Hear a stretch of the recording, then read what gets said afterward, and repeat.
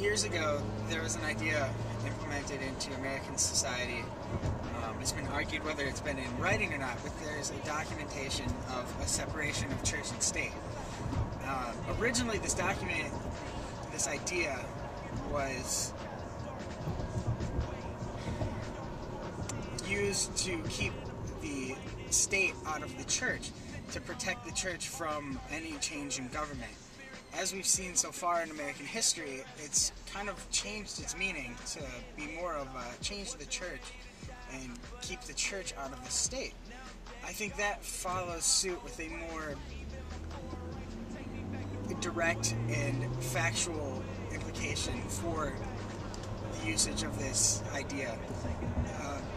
We have things in today's society such as abortion, gay marriage is being disputed, random different things that we're all trying to figure out, trying to go on our own lives, and also we want to believe certain things that we want to believe. We're a country that's classified as neo-pagan, meaning that we have many gods, many religions, many atmospheres of worship.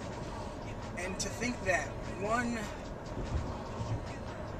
religion could, I guess, govern all of these other religions under their own morality seems kind of far-fetched and not necessarily fair. That we have our own constitution that gives us our Bill of Rights, 10 basic rights that everyone has, that all religions share.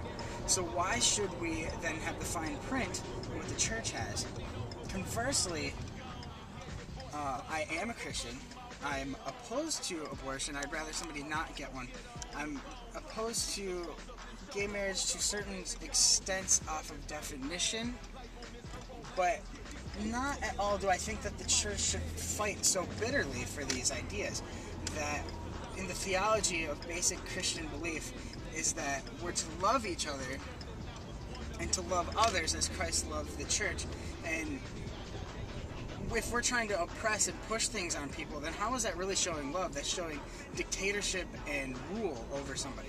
We see in different countries around the world, such as Iran, who is an Islamic state, their people are starting, even as we speak, to rebel against their government and saying that they no longer want to be Muslim or whatever the case wants to be, because that is a good indication of what it's like to not want to push government or morality legislation on somebody. Through basic Christian beliefs and basic governmental standards, the solution could be simply put to love. Just sitting here, it's kind of hard to think that in this very building, about 8 years ago, I made a decision that that Jesus was the way, the truth, and the life. And I didn't always believe that. It was just a personal choice for me. And I also remember after that having this idea that anybody who didn't believe that was a scoundrel and a horrible person. And that's really not the case. I was very avid against people making their own choices because I always thought, well, God makes my choices for me. And He's already told me the way of revelation and things like that. Then shouldn't other people have this? And then I realized that other people don't always believe the same way. And some would say it's a cop-out to just let them do what they're going to do. But is it really a cop-out, or is it more of just trying to pose a solution to an idea with another idea? This idea of Christianity where there's just basic understandings of humanity through one God, or whether it's Buddhism where the way to nirvana is by complete separation of yourself from the suffering, or getting past the suffering, or the atheist who believes that their decisions are their decisions and they're more deity.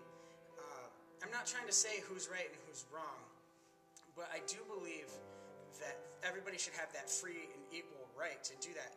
And the biggest solution that I can come up with is more of an understanding. one of the biggest weapons that we have as people is knowledge of another person's ideas. And if the basic understanding of Christian theology is to love, and to love God and love others, and not be oppressive, but to follow the rules of the government, then I think it's very fitting that we allow people to do whatever's inside the rules of the government. And I'm not trying to discourage people from voting and doing what they do. That's how they do. Personally, I'm a Republican, but not necessarily for social views, more for economic views. And I see these things, and I would not personally like the right to worship freely taken away from me, but I'm also, in retrospect, taking away somebody's pursuit of happiness. If they want to get married, if gay people want to get married, why shouldn't they be able to? And that sounds so weird coming from the mouth of somebody who's been through seminary and things, but the solution to a problem may seem very perfect world, but it's not. It's equipping yourself with knowledge, just as we do when we come to school and all these. Anywhere we go, we read and we gain information to try to understand, and people as a whole just want to understand. So I encourage this idea of understanding upon people, because I really do think that it's the only way to coming up with